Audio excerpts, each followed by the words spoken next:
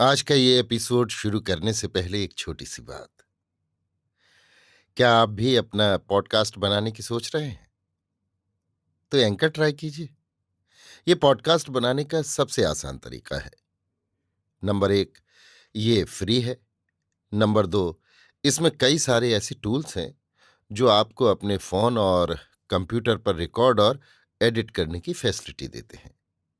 Number तीन, आप अपने पॉडकास्ट को डिस्ट्रीब्यूट भी कर सकते हैं, जिससे इसे स्पॉटिफाई और दूसरे प्लेटफॉर्म पर सुना जा सके। तो डाउनलोड कीजिए फ्री एंकर ऐप या विजिट कीजिए anchor.fm पर अपना पॉडकास्ट स्टार्ट करने के लिए। ये तो थी एक छोटी सी जानकारी, और अब शुरू करते हैं एपिसोड का सिलसिला। तो आज के एपिसोड में लीजिए सुनिए रविन्द्रनाथ टैगोर के लिखे उपन्यास गोरा के 65वें भाग को मेरी यानी समीर गोस्वामी की आवाज में। हरिमोहिनी को उसके देवर कैलाश का पत्र मिला। वो लिखता है, आपके चरणों की कृपा से यहां कुशल है। आप अपने कुशल समाचार से हमारी चिंता दूर कीजिए। कहना व्यर्थ है कि हरिमोहिनी ने जब से उनका घर छोड़ा है, तब से वे इस चिंता को बराबर सहन करते आए हैं। तथापि कुशल समाचार जानने के लिए आज तक उन लोगों ने कभी कोई चेष्टा नहीं की थी। किंतु हरिमोहिनी से इस ब्याह की बात सुनते ही अब उनकी चिंता असह्य हो उठी है। कैलाश ने घर भर के लोगों की ओर से प्रणाम और कुशल प्रश्न लिखकर अंत में लिखा था, आप जिस लड़की की बात लिखती हैं उसका सब हाल खुलासा लिखिए। आपने कहा है उसकी उम्र 12-13 वर्ष की होगी। जान पड़ता है लड़की बढ़नहार है। देखने में कुछ बड़ी मालूम होती होगी। इससे कोई विशेष हानि नहीं। उसकी जो संपत्ति की बात लिखी है उसमें उसका स्वत्व कैसा है, ये जांच कर लिखिए, तो मैं अपने बड़े भाई को सूचित कर उनकी सलाह लूंगा। शायद उनकी असम्मति न होगी। यदि फुर्सत मिलेगी तो आकर लड़की को देख लूंगा। हरिमोहिनी ने इतने दिन किसी तरह कलकत्ते में रहकर समय बिताया था, किंतु जब उनके मन में ससुराल देखने की आशा अंकुरित हुई, तब एकदम अधीर हो उठी। विदेश का रहना उसे अत्यंत क्लेशकर मालूम होने लगा। दिन रात यही चाहती थी कि कब यहां से भागूं। वो इस चेष्टा में लगी थी कि अब सुचरिता को किसी तरह राजी करके ब्याह का दिन चुपचाप नियत कर ऊपर ही ऊपर काम निकाल लूंगी। तो भी झटपट कोई काम करने का साहस उनको ना हुआ। सुचरिता को वो जितना ही निकट से देखती थीं, उतना ही समझती जाती थीं कि वो उसे समझ नहीं सकी हैं। हरिमोहिनी अवसर की ताक में रहने लगीं और सुचरिता के प्रति पहले से भी अधिक सतर्क रहने लगीं। यहां तक कि पूजा में भी वो पहले जितना समय लगाती थी उसमें धीरे धीरे कमी होने लगी। सुचरिता को वो मानो थोड़ी देर के लिए भी आंखों की ओट न होने देना चाहती थी। सुचरिता ने देखा गोरा का आना जाना एकदम बंद हो गया। वो समझ गई कि हरिमोहिनी ने उससे जरूर कुछ कहा है। उसने मन में कहा, नहीं आए तो क्या, वही मेरे गुरु हैं, वही मेरे गुरु हैं। जो गुरु आंखों के सामने रहता है उससे अप्रत्यक्ष गुरु का प्रभाव कहीं अधिक होता है, क्योंकि उस स्थिति में गुरु की उपस्थिति की कमी मन अपने भीतर से ही पूरी कर लेता है। गोरा सामने होता तो सुचरिता उससे बहस करती, पर अब वो गोरा की रचनाएं पढ़कर उसके वाक्यों को बिना प्रतिवाद स्वीकार कर लेती। जो समझ में न आता उसके बारे में मन ही मन सोच लेती। गौर बाबू होते तो जरूर समझा देते, लेकिन गोरा की उस तेजस्वी मूर्ति को देखने और उसकी वज्र गंभीर वाणी सुनने की प्यास क्या किसी तरह मिट सकती थी। अपनी इस अतृप्त आंतरिक उत्सुकता से सुचरिता मानो भीतर ही भीतर घुलने लगी। रह रहकर एक तीखे दर्द के साथ उसे ध्यान आता, कितने लोग बिना किसी आयाम के दिन रात गोरा का दर्शन पा सकते हैं, लेकिन उस दर्शन का कोई मूल्य वो नहीं जानते। इसी बीच एक दिन दोपहर के बाद ललिता ने आकर बड़े प्यार से सुचरिता को गले लगाया और गदगद कंठ से कहा, सुची दीदी। सुचरिता ने कहा, कहो बहन, क्या हाल है? ललिता, सब ठीक हो गया। सुचरिता, कौन दिन नियत हुआ है? ललिता, सोमवार। सुचरिता, मंडप कहाँ होगा? ललिता ने सिर हिलाकर कहा, मैं नहीं जानती, पिताजी जानते हैं। सुचरिता ने ललिता को गले लगाकर कहा, खुश हो ना? ललिता, खुश क्यों ना होंगी? सुचरिता, जो तुमने चाहा था सो सब मिल गया। अब किसी के साथ झगड़ा करने की बात नहीं रही। इसी से डरती हूं पीछे तुम्हारा उत्साह कम ना हो जाए। उत्साह न रहने से किसके साथ झगड़ोगी? ललिता ने हंसकर कहा, क्यों, क्या झगड़ा करने वालों का अभाव है? अब बाहर खोजना न पड़ेगा। सुचरिता ने ललिता के गाल में उंगली गड़ाकर कहा, हाँ समझ गई। अभी से कलह का सामान दुरुस्त हो रहा है। मैं विनय से कह दूंगी। अभी समय है, बेचारा सावधान हो जाए। ललिता ने कहा, तुम्हारे बेचारे को अब सावधान होने का समय नहीं। अब उसके छूटने का कोई उपाय नहीं। जन्म कुंडली में जो कष्ट लिखा था वो फलित हुआ। अब सिर पीटना और रोना मात्र है। सुचरिता ने गंभीर भाव से कहा, मैं कितनी खुश हुई हूं, सो तुमसे क्या कहूं। विनय के सदृश स्वामी पाकर तुम उसके योग्य हो सको, यही मेरी ईश्वर से प्रार्थना है। ललिता, मैं किसी की योग्य हूं इसके लिए तो प्रार्थना, और मेरे योग्य कोई हो इसके लिए प्रार्थना नहीं। वाह, इस संबंध में एक बार उनसे बात करके देखो, उनका मत क्या है, सो सुन रखो। नहीं तो तुम्हारे मन में भी अनुताप होगा कि इतने बड़े अद्भुत मनुष्य का आदर इतने दिन तक हमसे कुछ क्यों न हो सका। तुम अपनी इस अज्ञानता पर अब भी बिना पछताए न रहोगी। सुचरिता ने कहा, जो हो, इतने दिन पर तो उसे तुम्हारे जैसा एक जौहरी मिला है। उस अनमोल रत्न के मूल्य में जो तुम सर्वस्व देना चाहती हो, उसमें अब पछताने की कोई बात नहीं। मेरे सदृश गंवार से आदर पाने की उसे अब जरूरत ही न होगी। होगी नहीं, खूब होगी। ये कहकर ललिता ने खूब जोर से सुचरिता का गाल मल दिया। वो हिस कर उठी। ललिता ने फिर हंसकर कहा, मुझ पर तुम्हारा आदर बराबर बना रहना चाहिए। ये ना होगा कि मुझे धोखा देकर किसी और का आदर करने लग जाओ। सुचरिता ने ललिता के गाल पर गाल रखकर कहा, किसी को नहीं, किसी को ना दूंगी, तुम चाहे जिसे दो। ललिता ने कहा, किसी को नहीं, एकदम किसी को नहीं। सुचरिता ने सिर्फ अस्वीकार बोधक सिर हिलाया। तब ललिता जरा हटकर बैठी और बोली, देखो बहन, तुम तो जानती हो, तुम और किसी को आदर देती तो मैं कदापि सह न सकती। इतने दिन तक मैंने तुमसे ना कहा था, आज कहती हूं। जब गौर बाबू मेरे घर आते थे तब, बहन, मुझे जो कुछ कहना है आज अवश्य कहूंगी। मैंने तुमसे कभी कोई बात नहीं छिपाई, किंतु नहीं जानती ये एक बात मैंने तुमसे कभी क्यों नहीं कही। इसके लिए मेरे मन में बड़ा ही कष्ट है। वो बात आज बिना कहे मैं तुम्हारे पास से विदा न हो सकूंगी। जब गौर बाबू मेरे घर आते थे तब मुझे बड़ा क्रोध होता था। क्रोध क्यों होता था? तुम समझती थी कि मैं कुछ जानती ही नहीं। मैंने देखा तुम मेरे आगे उनका नाम भी न लेती थी। इससे मेरे मन में और भी क्रोध होता था। तुम जो मुझसे बढ़कर उनको प्यार करती थी, ये मुझे असह्य मालूम होता था। नहीं बहन, आज मुझे वो बात कहने दो। उनके निमित्त मैंने कितना कष्ट पाया है उसे मैं क्या कहूं। आज भी तुम मुझसे वो बात न कहोगी, ये मैं जानती हूं, किंतु आज न कहने से अब मुझे क्रोध न होगा। मैं बहुत खुश हूंगी अगर तुम्हारा। सुचरिता ने झट ललिता का मुंह बंद करके कहा, तुम्हारे पैरों पड़ती हूं, ये बात मुंह पर न लाओ। ये बात सुनने से मैं धरती में समा जाना चाहती हूं। ललिता, क्यों बहन, वे क्या? सुचरिता व्याकुल होकर बोल उठी, नहीं नहीं ललिता, पागल की तरह बात न कर। जो बात मन में न समा सके वो मुंह में न ला। ललिता ने सुचरिता के संकोच से खिसिया कर कहा, बहन, ये तुम्हारी सरासर भूल है। मैंने खूब सोचकर देखा है, मैं तुमसे सच कहती हूं। ललिता का हाथ छुड़ाकर सुचरिता कोठे से बाहर हो गई। ललिता उसके पीछे दौड़कर उसे पकड़ लाई और बोली, अच्छा अच्छा, अब मैं ना कहूंगी। सुचरिता, फिर कभी मत कहना। ललिता, मैं इतनी बड़ी प्रतिज्ञा न कर सकूंगी। यदि मेरा दिन आवेगा तो कहूंगी, नहीं तो नहीं। ये बात आज यहीं तक रही।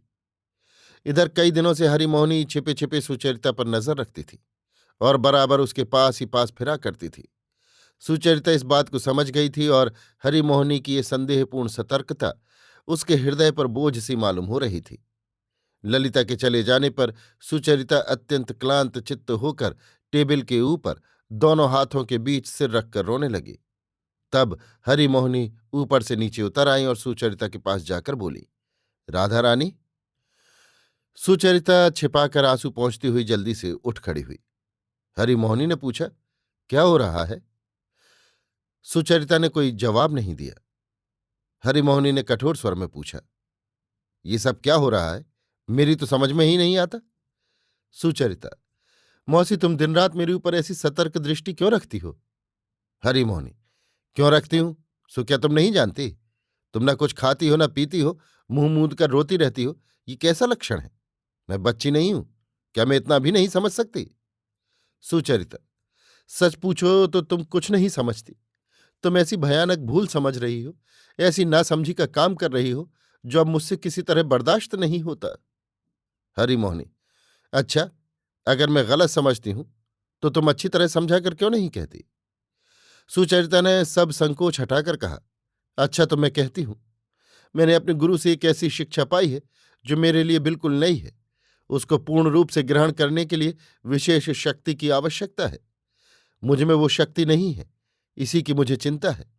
मैं और किसी बात के लिए कुछ नहीं सोचती, किंतु तुम हमारे संबंध को बुरी दृष्टि से देखती हो। तुमने मेरे गुरु को अपमानित करके विदा कर दिया है।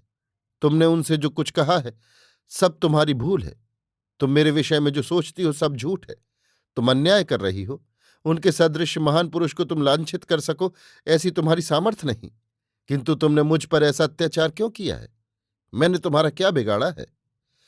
हरिमोहिनी हतबुद्धि हो वहीं बैठी रही। उसने मन ही मन कहा, हरि दादा, ऐसी बात तो मैंने 7 जन्म में भी न सुनी थी। सुचरिता को कुछ ठंडी होने का समय देकर कुछ देर बाद हरिमोहिनी उसे खाने के लिए बुला ले गई। जब वो खाने को बैठी तब हरिमोहिनी ने कहा, देखो राधा रानी, मेरी उम्र कम नहीं, मेरे सब बाल पक गए।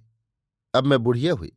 हिंदू धर्म में जो जो काम करना चाहिए वो बालपन से ही करती आती हूं, और बहुत कुछ देखा सुना भी है।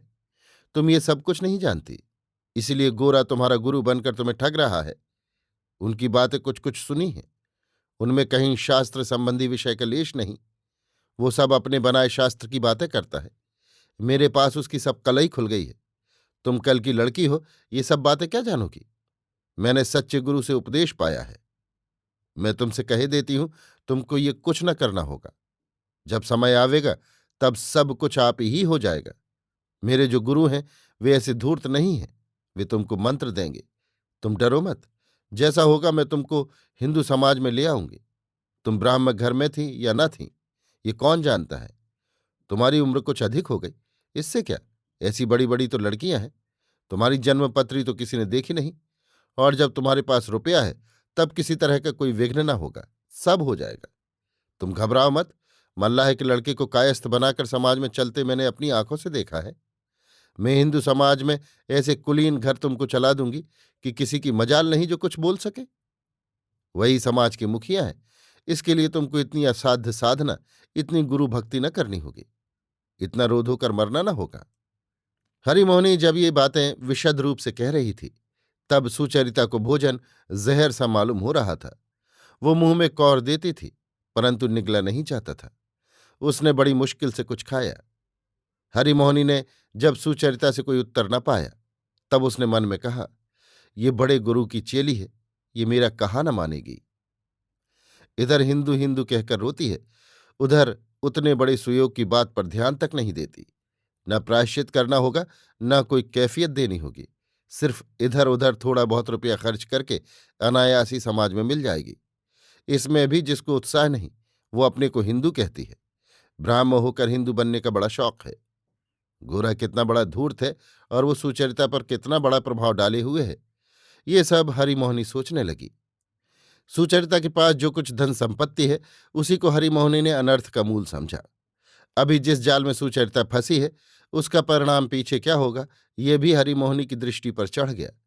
हरिमोहिनी इस धूर्त के हाथ से संपत्ति सहित किसी तरह छुड़ाकर अपने देवर के हाथ सौंप देने में ही कुशल समझने लगी। किंतु सुचरिता का मन कुछ मुलायम हुए बिना काम न चलेगा। ये सोच उसके हृदय को पिघलाने की आशा से वो दिन रात सुचरिता को अपनी ससुराल और अपने देवर का सुयश सुनाने लगी। उनका कितना असाधारण प्रभाव है। समाज में वे लोग कैसे असंभव को संभव बना सकते हैं, अनेक दृष्टांत देकर हरिमोहिनी ये बताने लगी। उनका विरोध करने जाकर कितने निष्कलंक लोग भी समाज से अपमानित हुए हैं, और उनके शरणागत होकर कितने लोग मुसलमान के हाथ की मुर्गी खाकर भी हिंदू समाज का दुर्गम पथ हंसी खुशी पार हो गए हैं। इन सब घटनाओं को हरिमोहिनी ने नाम धाम का ब्यौरा देकर बिल्कुल विश्वसनीय बना दिया। सुचरिता उनके घर न आया करे। बरदा सुंदरी ने अपनी ये इच्छा उससे छिपाई नहीं थी, क्योंकि उन्हें अपनी स्पष्टवादिता पर गर्व था। जब किसी के प्रति वो बिना संकोच कठोरता का व्यवहार करती थी, तभी अपने इस गुण की घोषणा किया करती थी। इसलिए बरदा सुंदरी के घर में सुचरिता किसी तरह के सम्मान की आशा नहीं कर सकती। ये उन्होंने उसे बड़े स्पष्ट शब्दों में ही जता दिया था। सुचरिता जानती थी कि उसके उनके घर आने जाने से परेश बाबू को बहुत कष्ट उठाना पड़ जाएगा। इसीलिए जब तक बहुत ही जरूरी न हो जाए वो उनके घर नहीं जाती थी, और इसीलिए परेश बाबू रोज दो एक बार स्वयं सुचरिता के घर आकर उसे देख जाते थे। इधर कई दिनों से परेश बाबू अनेक प्रकार की चिंताओं और कामों में फंस जाने के कारण सुचरिता के यहाँ न जा सके। सुचरिता रोज ही उनके आने की राह देखती थी, और उसके मन में कुछ कष्ट और संकोच भी होता था। परेश बाबू के साथ जो एक धार्मिक शुभ संबंध है वो कभी टूट नहीं सकता, ये वो निश्चय जानती थी। किंतु बाहर के दो एक बड़े बड़े सूत्रों में खिंच जाने की वेदना भी उसे चैन नहीं लेने देती थी। इधर हरिमोहनी उसे दिन रात तंग किए रहती थी। इसीलिए सुचरिता आज परेश बाबू के घर गई और बोली, पिताजी आप कैसे हैं? परेश बाबू ने सहसा अपनी चिंता में बाधा पाकर कुछ देर तक खड़े हो सुचरिता के मुंह की ओर देखा और कहा, राधा अच्छी तरह हूं। दोनों घूमने लगे। परेश बाबू ने कहा, सोमवार को ललिता का ब्याह होगा। सुचरिता सोच रही थी कि इस विवाह में किसी सलाह या सहायता के लिए मेरी बुलाहट क्यों न हुई, और ये बात वो उनसे पूछना चाहती थी, परंतु पूछने का साहस न होता था, क्योंकि उसकी ओर भी इस दफे कोई बाधा आ पड़ी थी। नहीं तो वो बुलाने की अपेक्षा न रखती। सुचरिता के मन में जिस बात का सोच हो रहा था, परेश बाबू ने ठीक उसी बात का उत्थान किया। उन्होंने कहा, राधा इस दफे मैं तुमको बुला न सका। सुचरिता, क्यों नहीं बुला सके? सुचरिता के इस प्रश्न का कोई उत्तर न देकर परेश बाबू उसकी ओर देखने लगे। सुचरिता अब स्थिर न रह सकी। वो जरा सिर झुकाकर बोली, ये सोचकर कि मेरे मन में कुछ परिवर्तन हो गया है। परेश, हाँ यही सोच रहा था। मैं तुमसे अनुरोध कर तुम्हें संकोच में डालना नहीं चाहता था। सुचरिता, मैंने आपसे सब बातें कहने का निश्चय किया था, किंतु आपके दर्शन भी दुर्लभ हो गए, कहती किससे। इसीलिए आज मैं यहां आई हूं। मैं अपने मन का भाव स्पष्ट रूप से आपके निकट प्रकट कर सकूं, यह योग्यता मुझ में नहीं है। मुझे इसी का डर है, कदाचित सब बातें आपके सामने मुझसे ठीक ठीक ना कही जा सके। परेश बोले, मैं जानता हूं ये सब बातें स्पष्ट कहना सहज नहीं है। तुमने जिस पदार्थ को अपने मन में केवल भाव के भीतर पाया है उसको तुम अनुभव मात्र कर सकती हो, किंतु वाक्य द्वारा उसका स्वरूप नहीं दर्शा सकती। सुचरिता ने संतोष पाकर कहा, हाँ यही ठीक है, किंतु मेरा अनुभव ऐसा प्रबल है कि आपसे क्या कहूं। मालूम होता है जैसे मैंने नया जीवन पाया हो, नई चेतना पाई हो। इस तरह मैंने कभी आज तक अपने को नहीं देखा था। इतने दिन मानो मेरे साथ मेरे देश के व्यतीत और भविष्यकाल का कोई संबंध ही न था, किंतु वो विश्वव्यापी संबंध कितना बड़ा सत्य है, ये ज्ञान मैंने आज अपने हृदय में ऐसे अद्भुत रूप से पाया है कि अब उसे किसी तरह भूल नहीं सकती। मैं आपसे सच कहती हूं, मैं हिंदू हूं। ये बात पहले किसी तरह मेरे मुंह से नहीं निकल सकती थी, किंतु अब मेरा मन बड़ी दृढ़ता के साथ निसंकोच हो कह रहा है, मैं हिंदू हूं। इसमें मैं एक विशेष आनंद का अनुभव कर रही हूं। परेश बाबू ने पूछा, इस बात के हर अंश और पहलू पर विचार किया है? सुचरिता बोली, सब पर विचार करने की शक्ति मुझ में कहाँ है, लेकिन इसके बारे में मैंने बहुत पढ़ा है और बहुत चर्चा भी की है। जब तक मैंने पूरी चीज को उसके सही बड़े रूप में देखना नहीं सीखा था, तब तक मैं जिसे हिंदू कहा जाता है उसकी छोटी छोटी बातों को ही बहुत बढ़ाकर देखती थी। उससे मेरे मन में समूची चीज के प्रति भारी घृणा जागती थी। परेश बाबू को उसकी बात सुनकर कुछ विस्मय हुआ।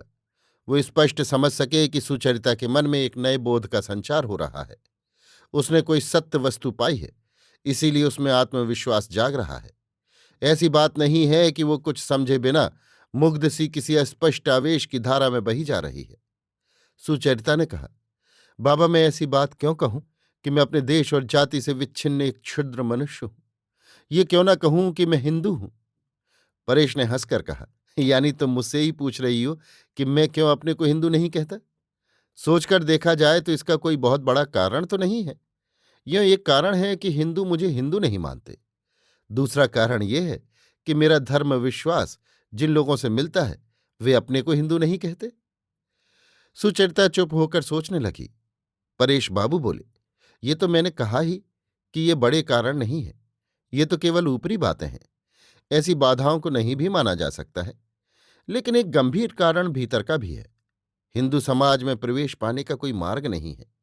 कम से कम बड़ा दरवाजा नहीं है। खिड़कियां झरोखे हो भी सकते हैं। हिंदू समाज समूची मानव जाति का समाज नहीं है। केवल उन्हीं का समाज है जो दैवयोग से हिंदू होकर जन्म लेते हैं। सुचरिता ने कहा, ऐसे तो सभी समाज होते हैं। परेश बोले, नहीं, कोई बड़ा समाज ऐसा नहीं है। मुसलमान समाज का सिंहद्वार मनुष्य पात्र के लिए खुला है। क्रिस्तान समाज भी सभी का स्वागत करता है। जो कई एक समाज क्रिस्तान समाज के अंग हैं, उन सब में यही बात है। मैं अगर अंग्रेज होना चाहूं तो ये एकदम असंभव नहीं है। इंग्लैंड में रहकर मैं उनके नियम से चलकर अंग्रेज समाज में शामिल हो सकता हूं। यहां तक कि उसके लिए मुझे क्रिस्तान होने की भी जरूरत नहीं है। अभिमन्यु व्यू में केवल घुसना जानता था, उससे निकलना नहीं। हिंदू उससे ठीक उल्टा है। उसके समाज में घुसने का रास्ता बिल्कुल बंद है। निकलने के रास्ते सैकड़ों हजारों हैं। सुचरिता ने कहा, लेकिन बाबा, फिर भी तो अब तक हिंदू का नाश नहीं हुआ। उनका समाज तो अभी बना हुआ है। परेश ने कहा, समाज का क्षय होना पहचानने में समय लगता है। पुराने जमाने में हिंदू समाज की खिड़कियां खुली थीं। उन दिनों इस देश की अनार्य जातियां हिंदू समाज में प्रवेश पाकर एक गौरव का बोध करती थीं। इधर मुसलमानों के राज में भी देश में प्रायः सभी जगह हिंदू राज और रजवाड़ों का प्रभाव काफी था। इसलिए किसी के समाज से निकल जाने के विरुद्ध नियम बंधनों की कमी न थी। अब अंग्रेज के राज्य में सभी कानून के द्वारा रक्षित हैं। अब वैसे कृत्रिम उपायों से समाज के द्वार पर अर्गला लगाए रखने का उतना अवसर नहीं है। इसलिए कुछ समय से यही देखा जा रहा है कि भारतवर्ष में हिंदू कम हो रहे हैं और मुसलमान बढ़ रहे हैं। यही क्रम रहा तो धीरे धीरे देश मुसलमान प्रधान हो जाएगा। तब इसे हिंदुस्तान कहना ही गलत होगा। सुचरिता ने व्यथित होकर कहा, बाबा, क्या इसका निवारण करना ही हम सबका कर्तव्य नहीं है? हम लोग भी क्या हिंदू समाज का परित्याग करके उसे और क्षीण कर दें? यही तो प्राणों की समूची शक्ति से उसे पकड़े रहने का समय है। परेश बाबू ने सुचरिता की पीठ स्नेह से थपथपाते हुए कहा, हम लोग क्या इच्छा करने से ही किसी को पकड़कर जिलाए रख सकते हैं? रक्षा पाने का एक जगतव्यापी नियम है।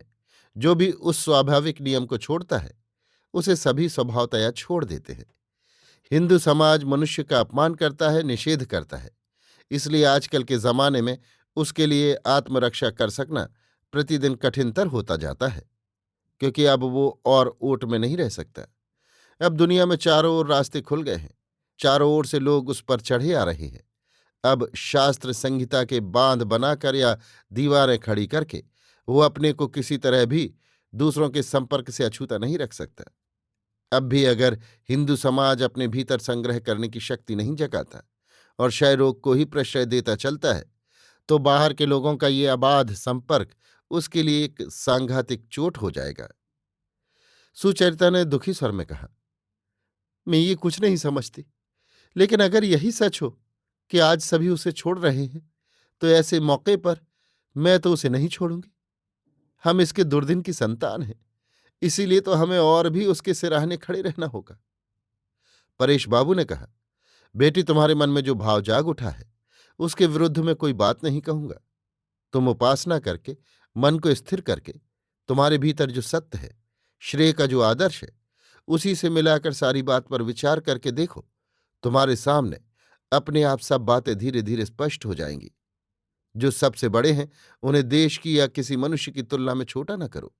वैसा करने में न तुम्हारा मंगल है न देश का। मैं तो ऐसा ही मानकर एकांत भाव से उन्हीं के सामने आत्मसमर्पण करना चाहता हूं। इसी से मैं देश के और प्रत्येक व्यक्ति के प्रति सहज ही सच्चा हो सकूंगा। इसी समय एक आदमी ने परेश बाबू के हाथ में एक चिट्ठी दी। परेश बाबू ने कहा, चश्मा नहीं है, कुछ अंधेरा भी हो गया है। सुचरिता, तुम चिट्ठी पढ़ो। सुचरिता ने चिट्ठी पढ़कर उन्हें सुना दी। ब्राह्म समाज की एक कमेटी से उनके पास ये पत्र आया है। उसके नीचे अनेक ब्राह्म समाजियों के हस्ताक्षर हैं। पत्र का सारांश यही है कि परेश बाबू ने ब्राह्म मत के प्रतिकूल अपनी कन्या के विवाह में सम्मति दी है और वे उस विवाह में भी योग देने को प्रस्तुत हुए हैं। ऐसी अवस्था में ब्राह्म समाज किसी तरह उन्हें सभ्य श्रेणी में नहीं रख सकता। यदि उनको इस विषय में कुछ कहना हो तो आगामी रविवार के पहले ही उनके हाथ का पत्र सभा के पास आना चाहिए। उस दिन उस पर विचार करके अधिकांश लोगों के मत से अंतिम निश्चय होगा। परेश बाबू ने चिट्ठी लेकर पॉकेट में रख ली। वे फिर धीरे धीरे टहलने लगे। सुचरिता भी उनके पीछे पीछे घूमने लगी। क्रमशः सांझ का अंधेरा घना हो उठा। बाग के दाहिने पास की गली में रोशनी जलती देख पड़ी। सुचरिता ने कोमल स्वर में कहा, आपकी उपासना करने का समय हो गया है। आज मैं आपके साथ उपासना करूंगी।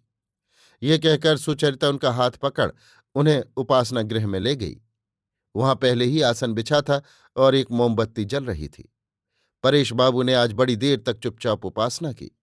अंत में एक छोटी सी प्रार्थना करके वे आसन से उठ पड़े। बाहर आते ही देखा, उपासना गृह के दरवाजे के पास बाहर ललिता और विनय चुपचाप बैठे हैं। उन दोनों ने झट उनके पैर छूकर प्रणाम किया। परेश बाबू ने उनके सिर पर हाथ रख मन ही मन आशीर्वाद दिया। फिर सुचरिता से कहा, बेटी मैं कल तुम्हारे यहां आऊंगा, आज कुछ काम करना है। ये कहकर अपने कोठे में चले गए।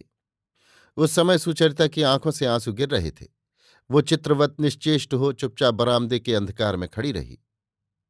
ललिता और विनय भी बहुत देर तक कुछ नहीं बोले। सुचरिता जब जाने की उद्यत हुई तब विनय ने उसके सामने आकर मीठे स्वर में कहा, दीदी तुम हमें आशीर्वाद न दोगी? ये कहकर ललिता को साथ ले विनय ने सुचरिता को प्रणाम किया। सुचरिता ने गदगद कंठ से जो कहा वो उसके अंतर्यामी के सिवा और किसी ने न सुना। परेश बाबू ने अपने कोठे में आकर ब्राह्म समाज की कमेटी को पत्र लिखा। उसमें उन्होंने लिखा, ललिता के विवाह का काम मुझी को संपादन करना होगा। अब ईश्वर के निकट मेरी यही एकमात्र प्रार्थना है कि वे सब समाजों के आश्रय से निकालकर मुझे अपने चरणों में शरण दें। अभी आप सुन रहे थे रवीन्द्रनाथ टैगोर के लिखे उपन्यास गोरा के 65वें भाग को मेरी यानी समीर गोस्वामी की आवाज में।